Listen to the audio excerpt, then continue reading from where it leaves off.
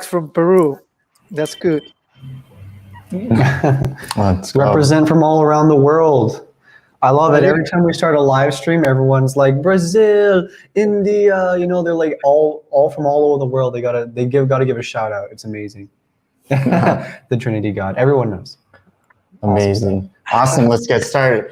Hey guys, welcome through Instagram and the stream and the podcast. If you guys are hopping on, this is Filmmakers Uncut, where we bring in some of the best people from the film industry to interview and just, chat with them, kind of pick their brain and see what's going on and how they can help you possibly get to a position that's alike to theirs. Today we have Lucano here with us. Lucano, how are you, my man? Lucano. Let's go, Lucano. How are you, man? Good. Just wake up half an hour ago to do this interview because we have different hours. I'm in China right now. So yeah, it's like man. 7:50 a.m. right now. For real. Yo, you actually came through for us. Yeah, we were trying to plan this and he's like, we're like a 12-hour difference with him right now. So it was either one of us wakes up in the morning and the other one is near the nighttime. So you actually came through for us waking up in the morning. No, I'm used to wake up in the morning for work, so it was better option for me. So it's no problem. Right. I'm glad we can make it work. Awesome. So Lucano.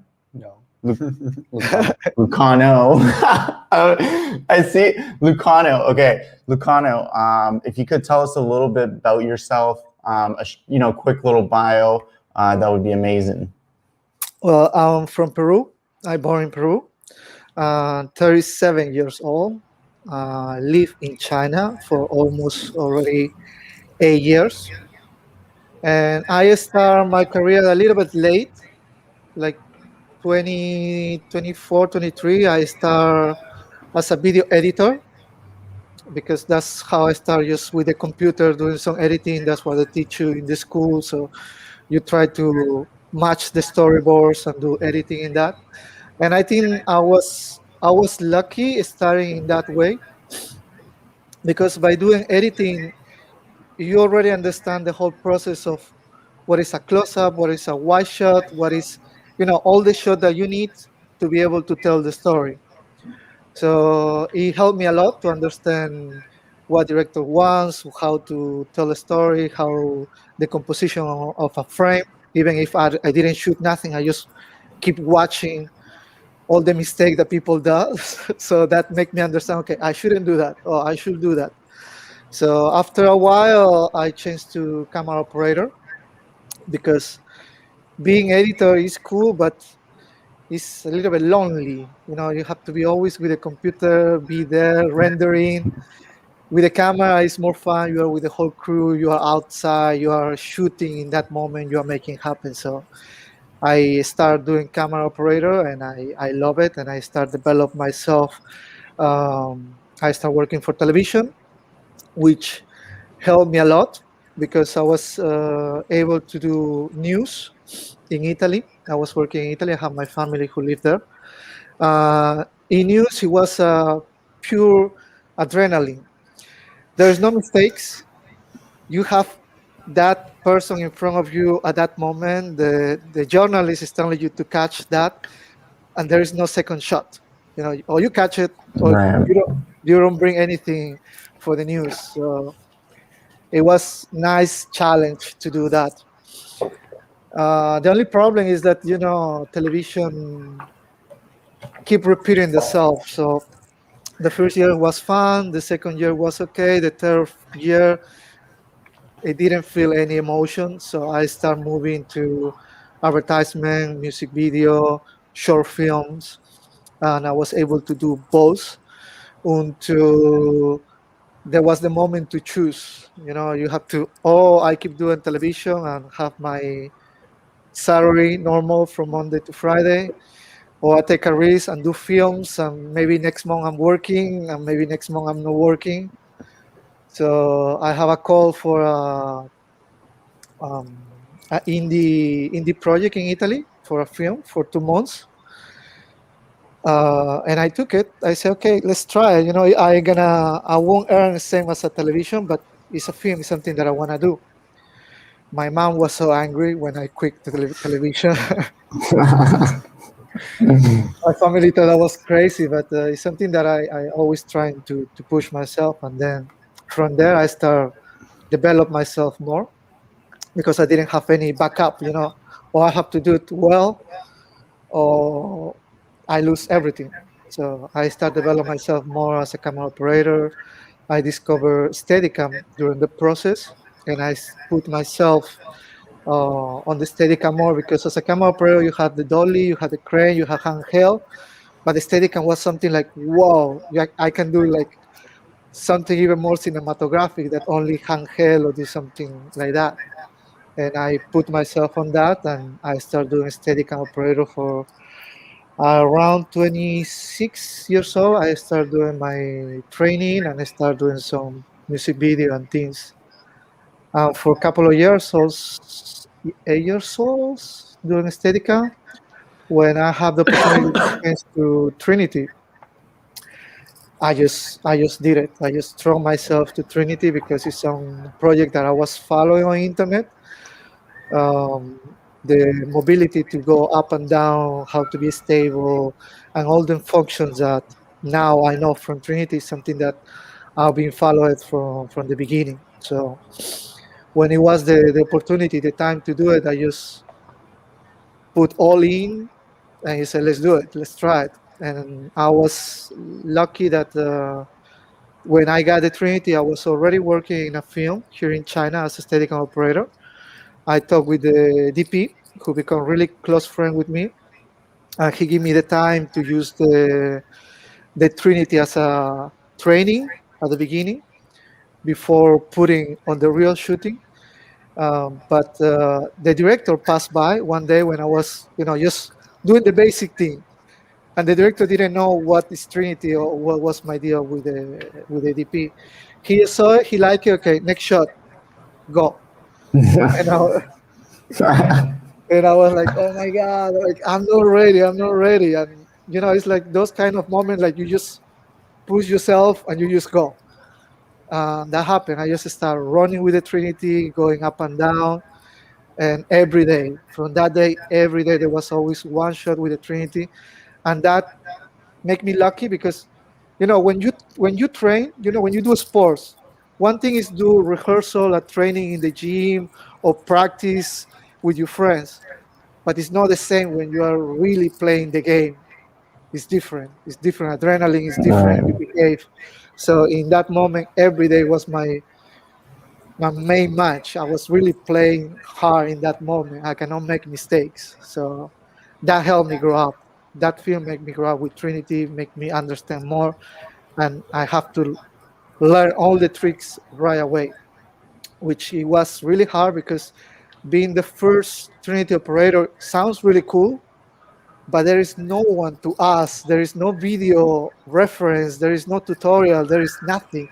There is only a manual, and you can talk with. I talk with Kerr, who tell me, but even him, he created Trinity, but there is no one who already worked with the Trinity. So if there is some mistakes or some problems, we are trying to figure out in the same time how to fix it, how to do that. So it was a big challenge, but it made me grow up. It made me develop who I am now.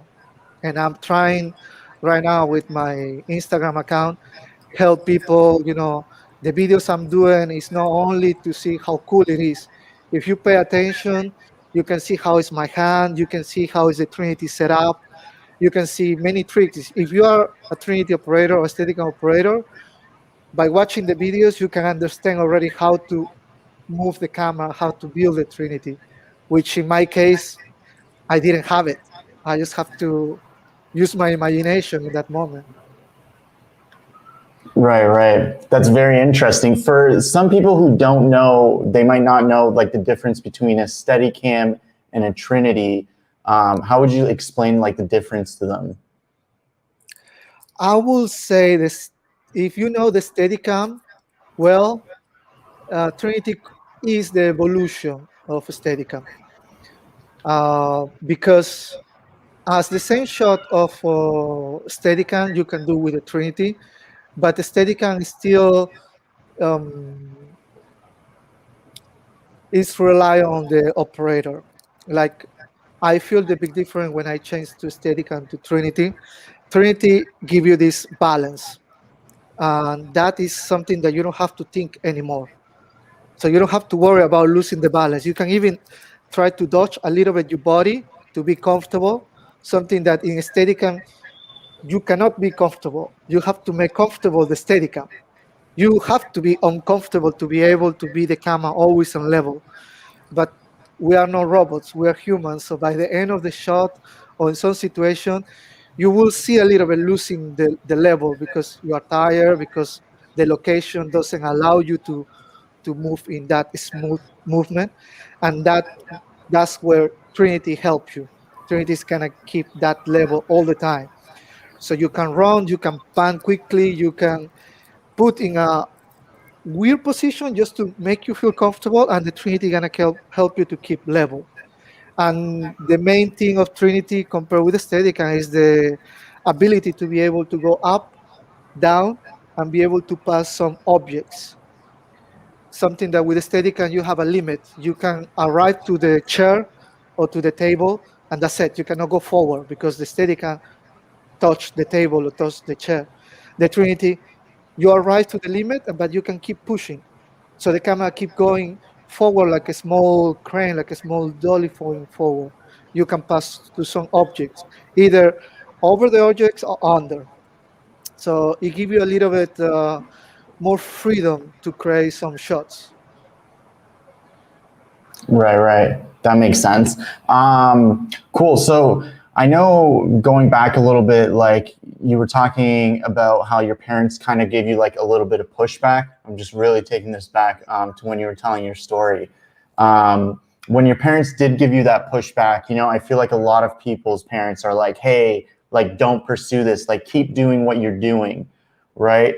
What made you push forward? Like, what was the thing that you said, like, no to your parents and I'm going to keep doing it? Because a lot of people, is very hard for them to tell their parents no, right? They've always listened to the parents. And when you go to say no to your parents, it's very hard. You know, what was that pushing point for you where you're like, hey, I'm going to do this. I'm going to do this on my own? Well, I have a little bit.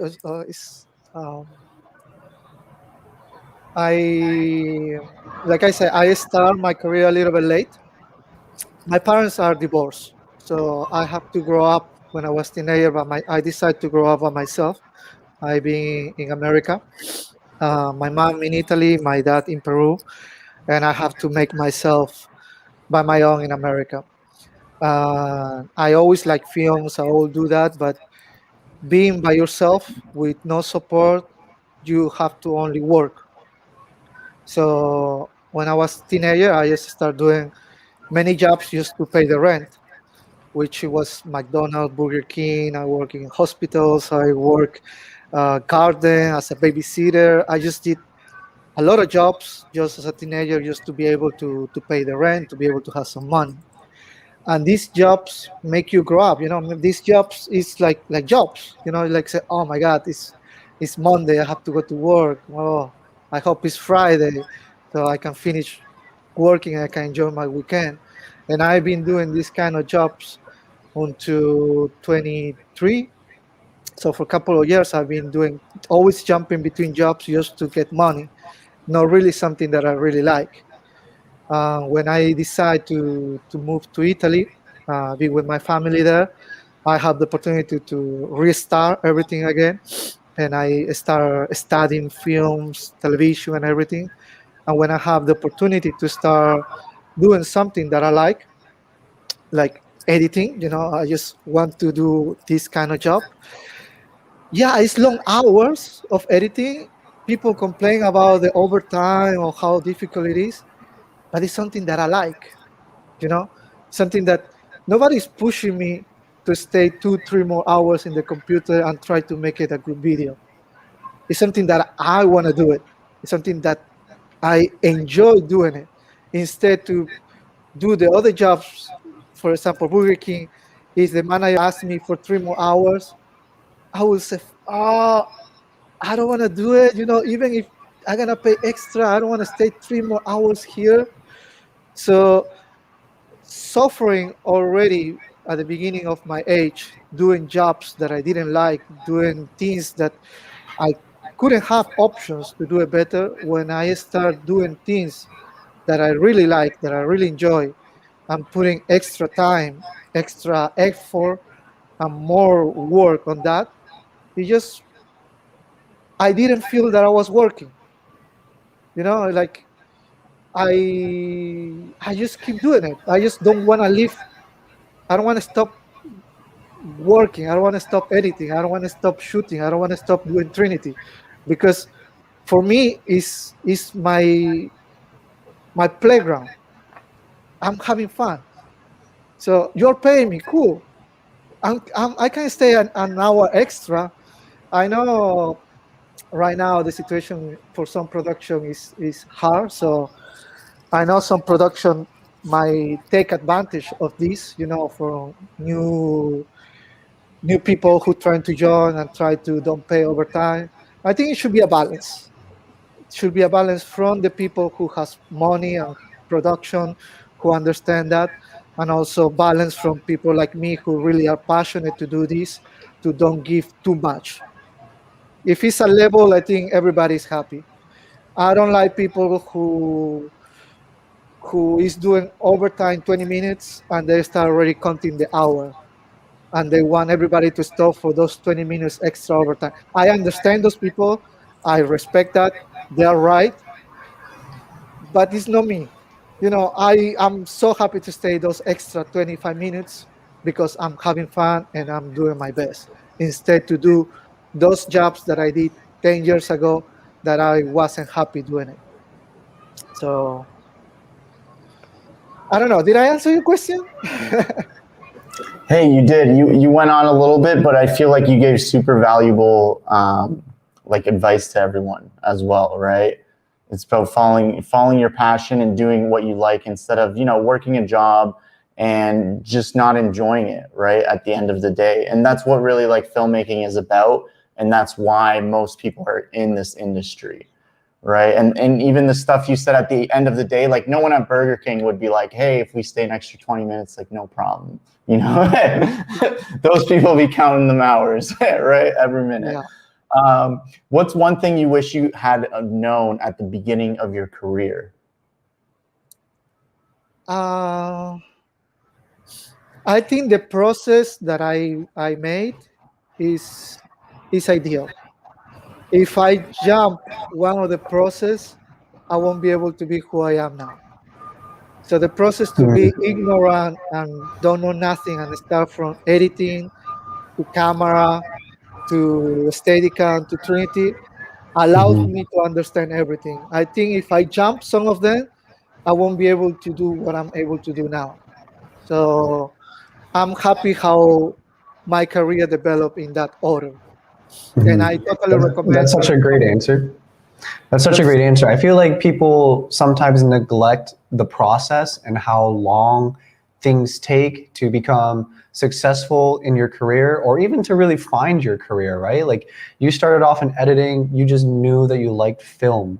You just knew that you wanted to be in that world. You didn't know that you were going to become a Steadicam operator in the future, a Trinity operator in the future. It just kind of developed because you were following what you enjoy. And there are definitely, valuable information from editing that helps you be a better Trinity operator.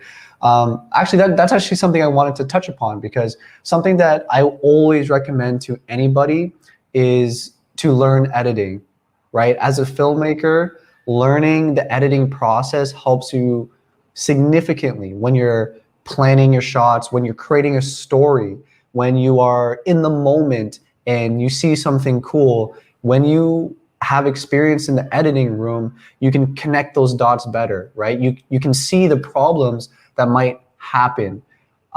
Early on in this conversation, you were talking about how while you were editing, you learned the mistakes and not to do them again, right? You learned mistakes that other people did and you learned not to do them.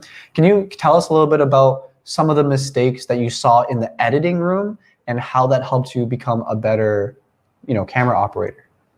Well, the basic, establish shot just to understand where you are, and then details, close-ups, over the shoulder. In editing, you understand the line. That's the basic thing. Don't cross the line. But some people cross it. Sometimes it could be a choice. Sometimes, I don't know. I always have difficulty. Even now, when I'm shooting, I just, I'm the Trinity operator, so I just have to concentrate on the movement. But be able to know these kind of basics sometimes allows you to, if I cross the line, there should be a movement, a motivation. So I can help the DP. I say, okay, we shoot this way. If we shoot this way, maybe I should start from the right point and then finish in the other side to be able to help. Because I totally understand some directors or DP, they are so busy. There is the client, there is the artist, there is so many people around them. Sometimes you can skip one shot. And that's my job. I'm concentrating only on the shots. I'm just watching the shots. I don't go beyond the purpose of the client want that logo and everything. So I think that's why I'm be able to have friendship. And some DP call me because I'm not just moving the camera. I just watching details that it could help them for the post-production as well. So we are able to communicate only beyond, okay, close up, go back, go faster. We can talk something more beyond the camera movement, how to connect the shot between shots, something that sometimes is missing. Yeah, that's awesome. Speaking of like focusing on the shot and kind of helping the DP, deliver the scene, right? Communicate whatever message is trying to be happening in that time. Can I pick your brain about composition? Because to me, composition has always been like something that I'm always trying to get better at, right? Where you want to put your subject, how much headspace you're going to give them. Are you going to put them in the corner of the frame to make them feel isolated? And even movement, like your whole entire job is basically movement, right? Yeah. Yeah. So can you tell me a little bit about, composition and camera movements? Like when you see a shot, you line your subject up, what are some things that you're paying attention to make that shot look so beautiful? Like I went through your Instagram feed and like I saw your compositions and, they just look so beautiful. But I know that when you arrive on set, you probably didn't just start like that. So how do you come up with such great compositions? Well, the composition is start everything for the storyboard. So it's already the director who has the idea what to do the composition. If they need more space in the head, more space in the right and the left, then it comes from the director, comes from the DP. When we are on set, maybe they see something, and then it's a whole process from the director to the DP to me. Because when I'm there, then even if they told me till up or till down, I'm in that moment. I'm watching. Is the performance of the actor? Is my movement? Maybe the directors wants more space, but in that moment, in that area, the space wasn't good or it wasn't as he wants, and then I'm able to offer him, look, maybe I can start lower and then go up, because the thing of Trinity, or allows me to know Trinity, is that when they design the shots, they always design it as a still image. So they have already the idea what they want in frame. My job is to make that a movement.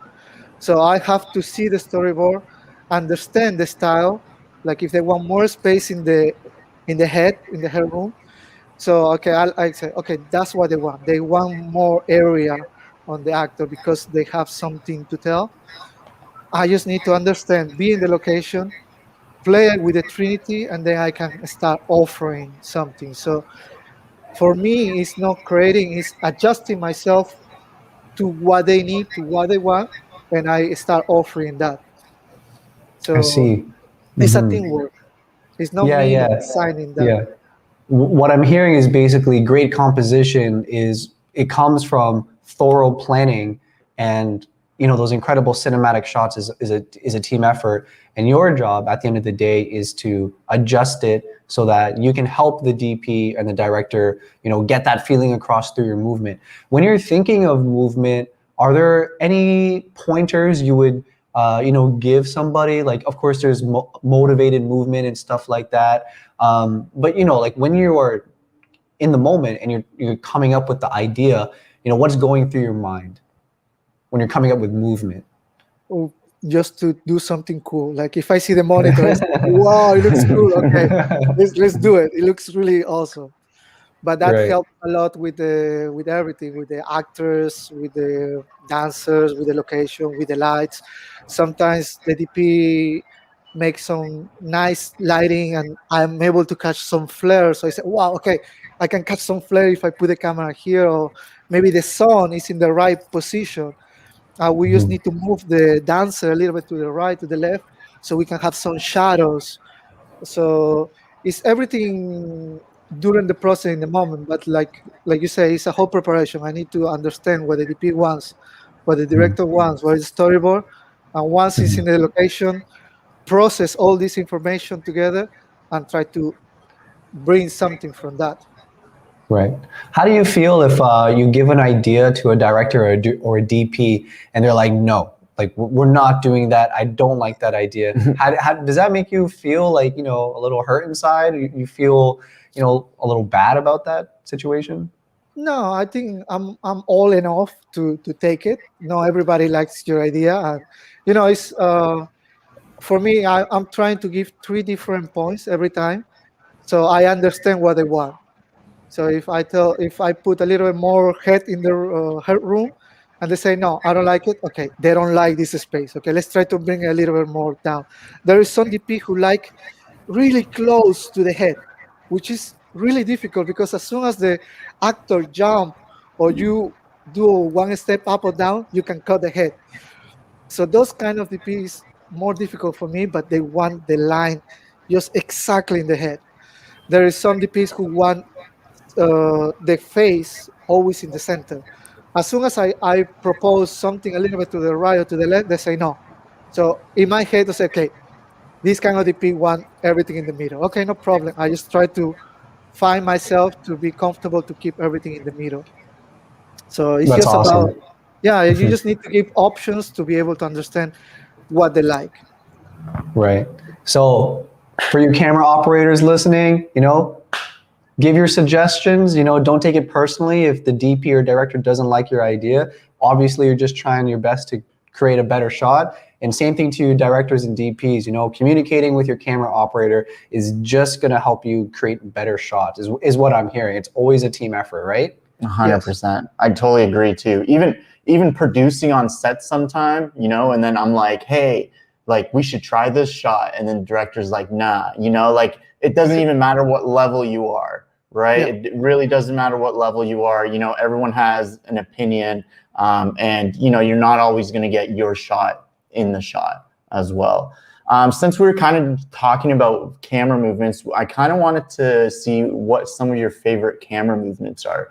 Is there like any that you do all the time? I know you were talking about like starting from the bottom and then going up. Yes. Right. As a camera movement, is there like any other ones that you would maybe recommend to some people watching?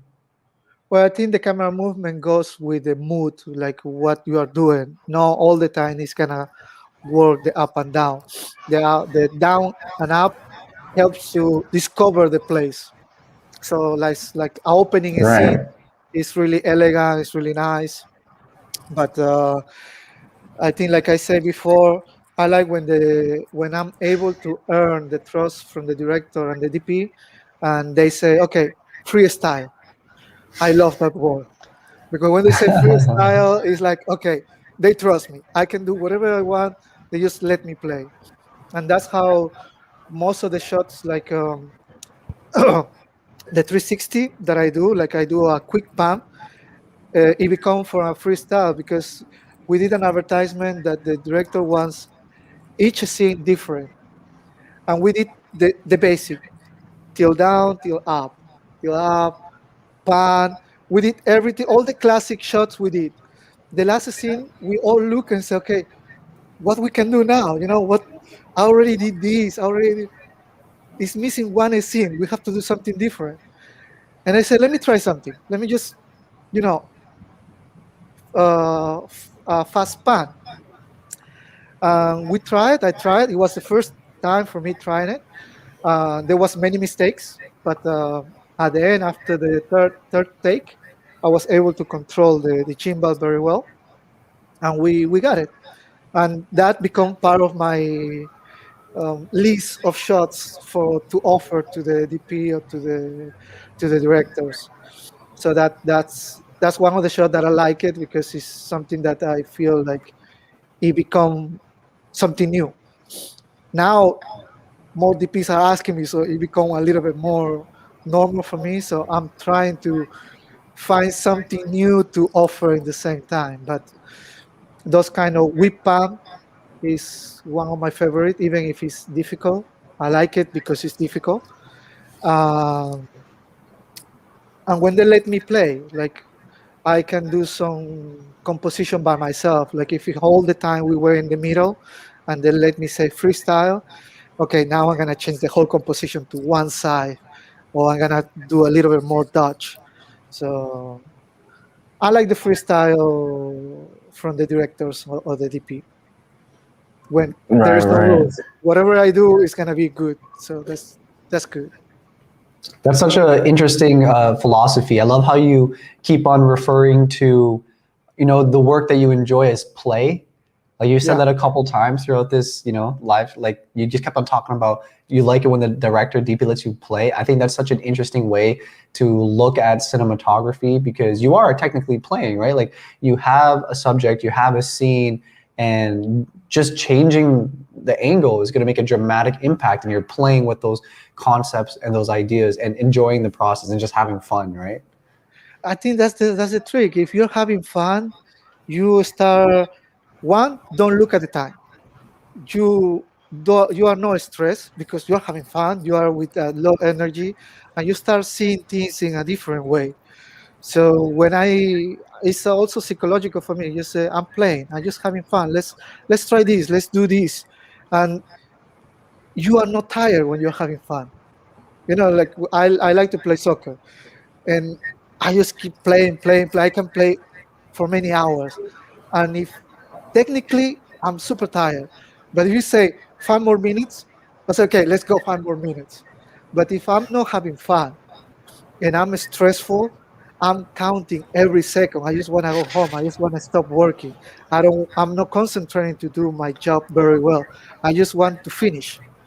So, and I saw that in some production when the people are not enjoying the job, when the DP just say, "Oh, one more shot." Okay, just put the camera on the tripod and just shoot it. Say, "Oh, okay, you're the boss, but we can do.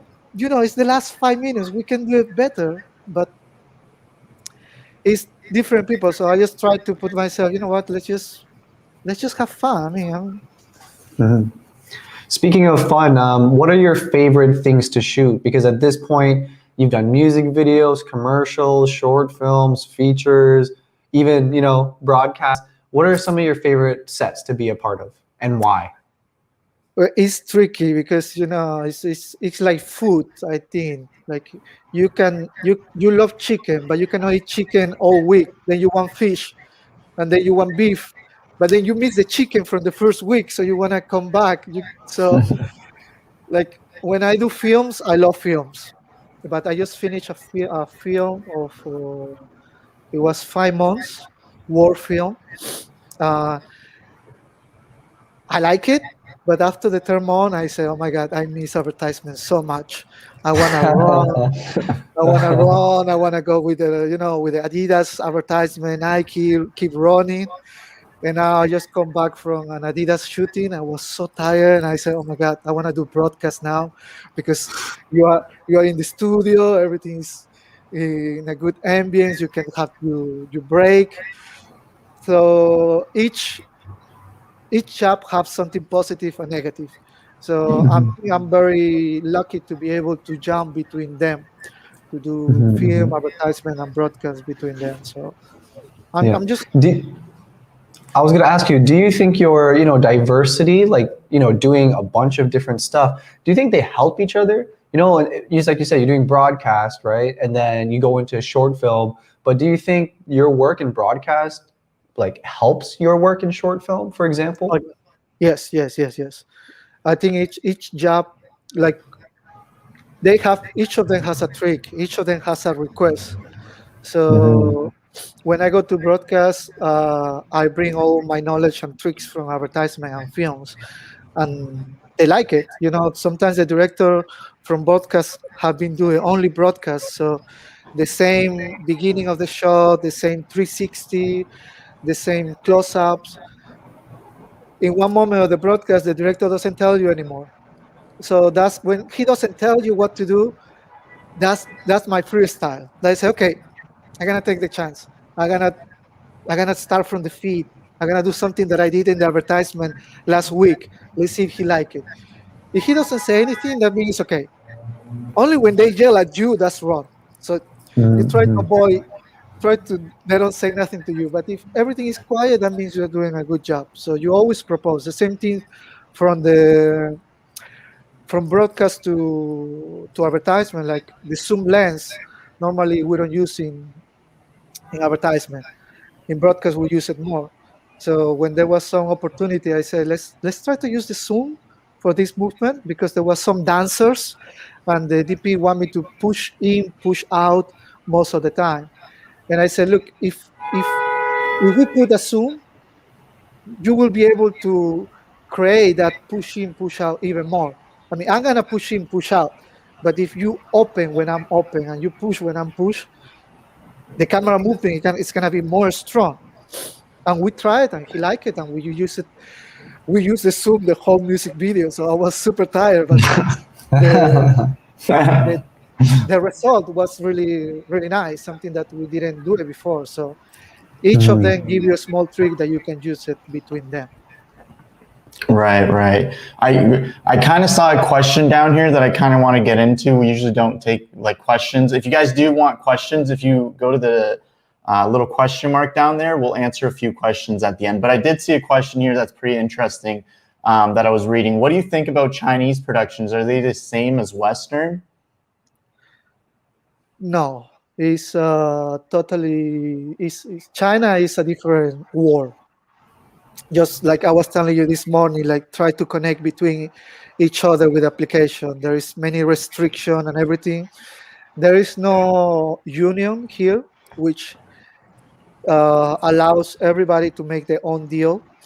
But even if it's a free market and there is no rules, there is invisible rules that everybody respect, and you try to don't do the overtime, or they try to respect.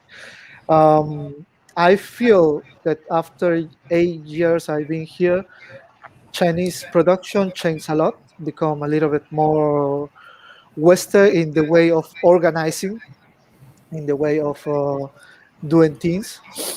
So I'm happy here. I mean, I still doesn't speak Chinese because it's really hard. I am able to travel and work by myself with basic Chinese, but compared with Western, it's totally different. I think one other thing, other than the language, is how they organize the schedule.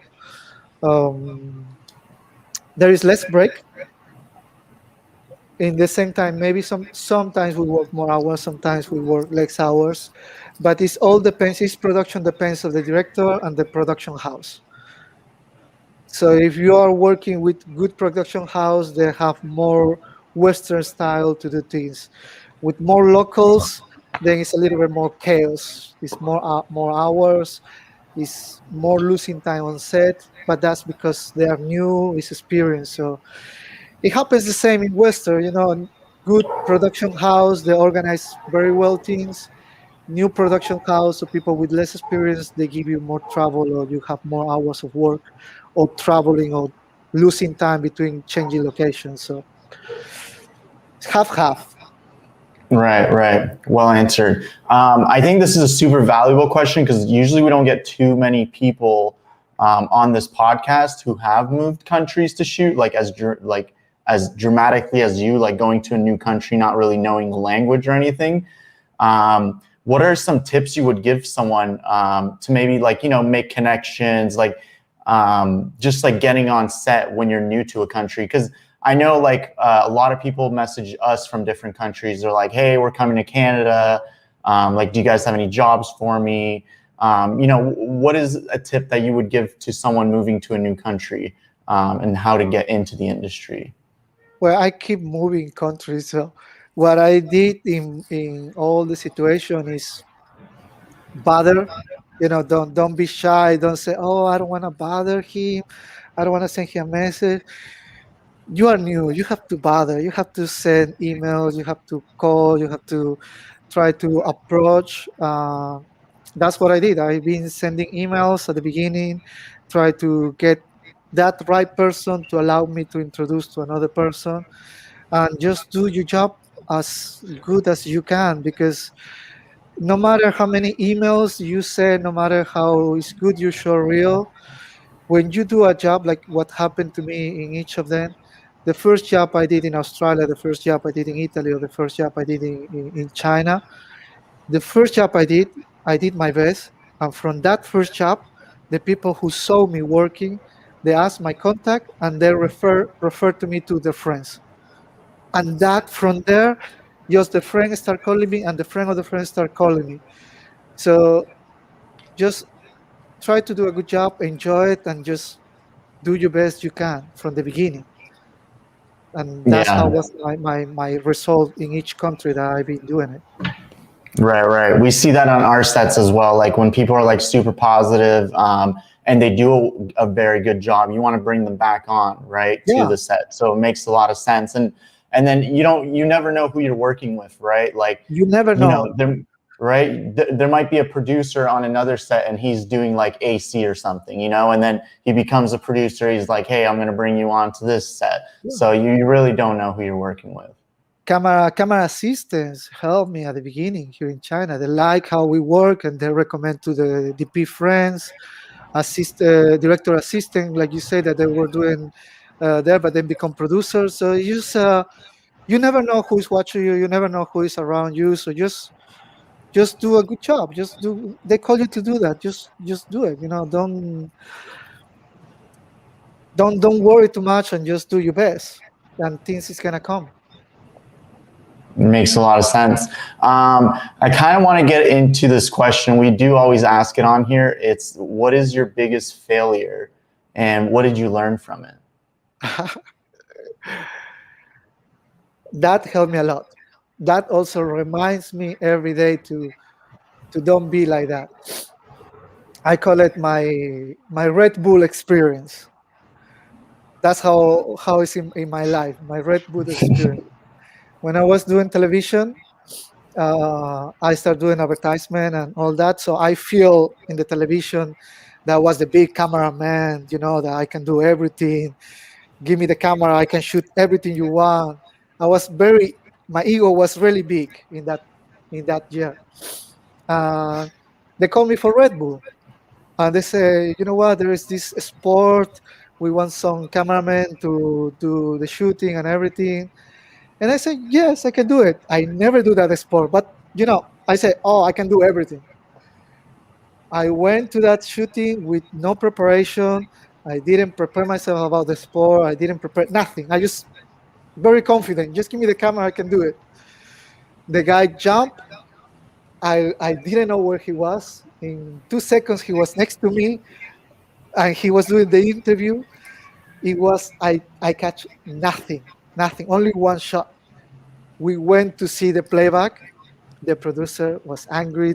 Everybody was angry at me. I catch nothing. I come back home, almost crying, like giving up myself. Like I said, I don't want to do this job anymore.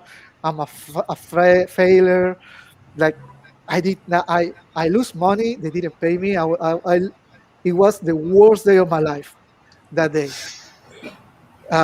It took me days to recover, and that experience said, okay, you have to learn.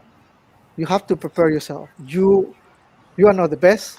This thing shouldn't happen again.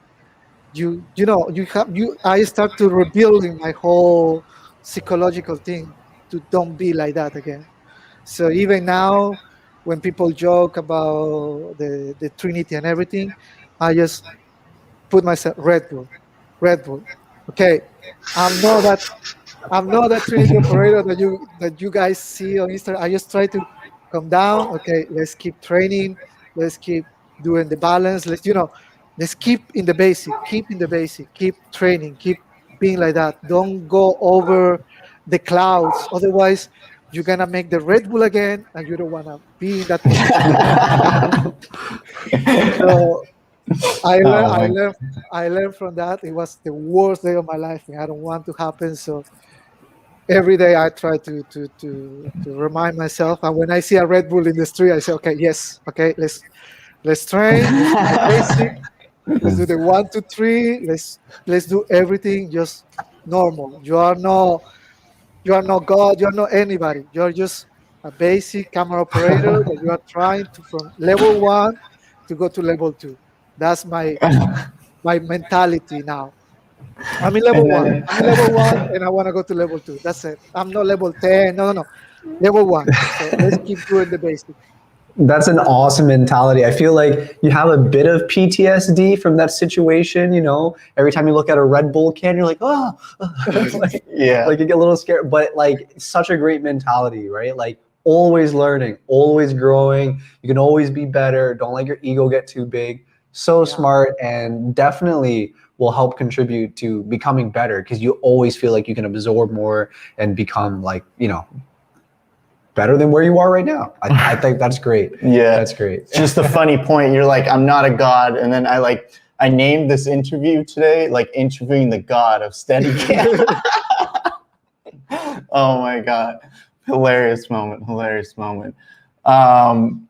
Amazing. I think we're 46 minutes in, so we're going to get into some questions. If anyone has questions, leave them at the bottom. We're just going to go through them and see if anyone has any good questions that we can ask you before we hop off here. I do have another question on here. Dane, do you have any other questions, or should you want go off for this? it. Cool. Go for it, man. We didn't really talk about like inspiration. Do you have anyone who was very like influential in your journey of filmmaking that you want to share with us? Well, I love film. So technically, I don't have a person to inspire. I have films that inspire me. So the whole process of the film inspired me. Like, wow, I want to do that kind of film. I want to do that kind of shot. I would like to be in those kind of productions. So, but it's every year there is a new TV series, a new film, and that motivates me to say, wow, I wanna be like that. I wanna do those kind of things.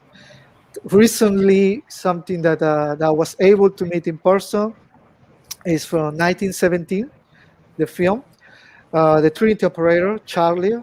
I was able to meet him last year before COVID, and I know his story. It was his first film in his career, and he did 1917 from No, the from shots short are insane in those. from from short film, from music video, and his first shot to do as an operator, as a Trinity operator, as operator, just an operator. It was 1917, and he was the Trinity operator for that film.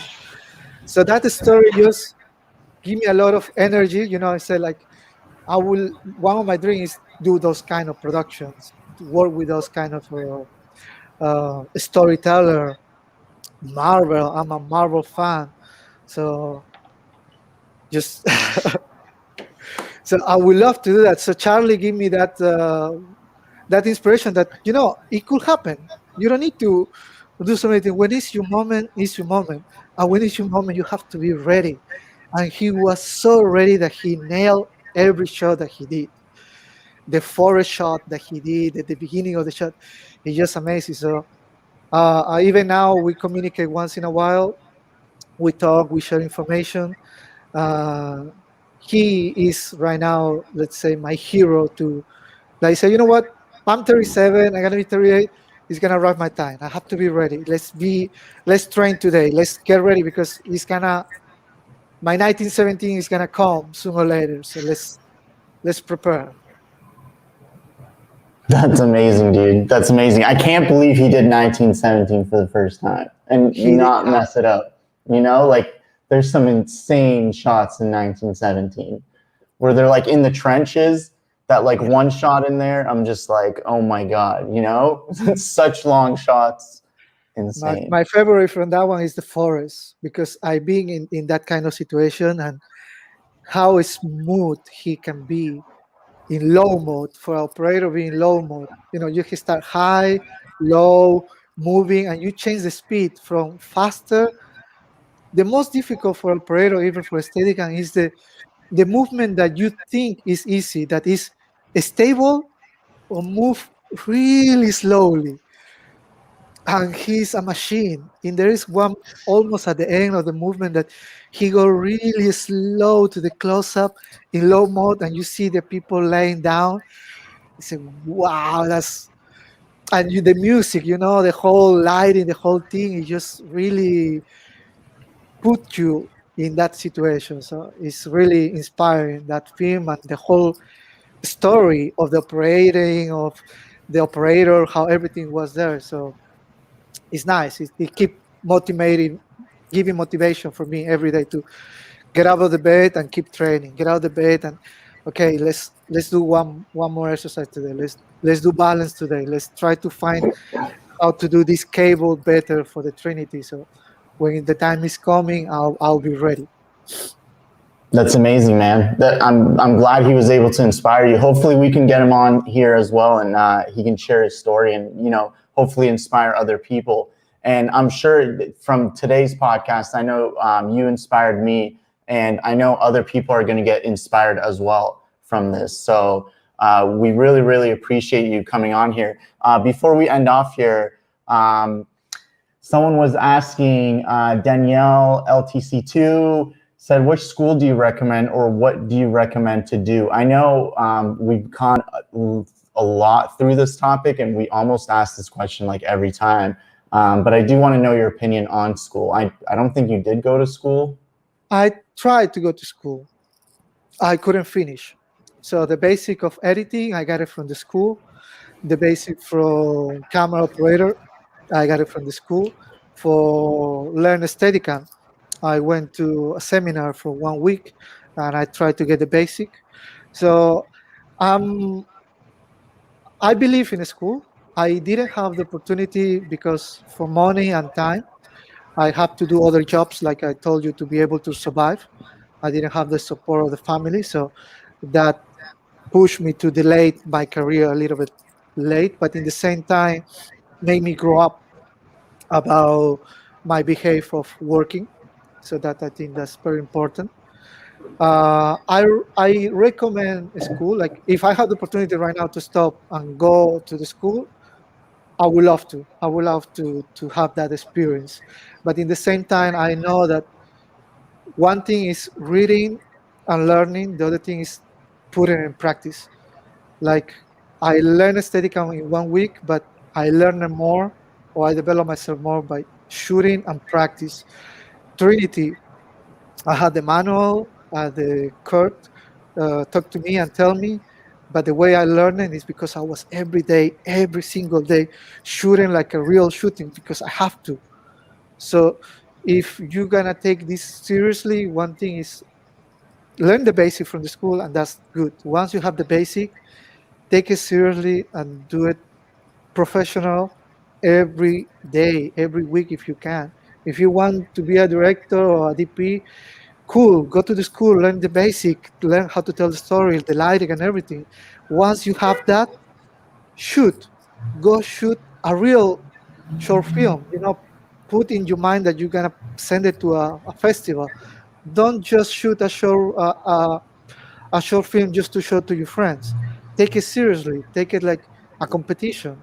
I think that's how I take my job. That's how I take my career. Like I'm in competition with everybody, so I have to do one step more than everybody. If I just have to train at home or just do balance just for myself, I won't arrive who I am now, or I won't know as much as I know now. So as I say, take it serious and do the extra step compared with everybody. Amazing. I think if you didn't have that Red Bull experience, I don't know if you would be as like motivated as today, you know? I think it was a blessing at the end of the day. It was hot. It was super hot. I still, when I see the Red Bull, I feel like, ooh. Like when you say Mufasa and you're like, oh, I feel the same. Right. Even now, just telling the story, I'm going to go train right now after this. I go. Oh my God. Amazing, dude. Amazing. Thank you so much for hopping on here. I enjoyed my time. I'm sure Danny did as well. I hope everyone watching here did as well. And we just really appreciate it, man. We really appreciate it. If anyone wants to find you online, they're listening to the podcast, where can they go to connect with you? Well, like I say, China is a little bit difficult for the song application, but Instagram so far is trying to reply everybody there. So I apologize if sometimes I'm not able to do it because there's so many messages. So I use it my free time to reply. But normally Instagram is the social network I'm using to be able to communicate with everybody. Amazing. And your Instagram is Lucano Jr. So Yes, LUCANOJR for those listening on the podcast in audio form. Awesome, my dude. Dan, you got anything to say before we hop out? I don't think so. I think Poya said it all. We really appreciate you taking time out of your busy morning, right, to come hop on this podcast. And yeah, definitely had some fun. Can't wait to see your feature film when it comes out. You know what I'm saying? When you get your 1917, we'll be there. Oh my God, that will be amazing. I hope so. I'll let you know. Please do. Amazing, dude. Thank you again, dude. Thank you. Take care. Bye-bye. Thank you for the invitation again. Of course, dude. Of course. Thank you. See you, Lucano.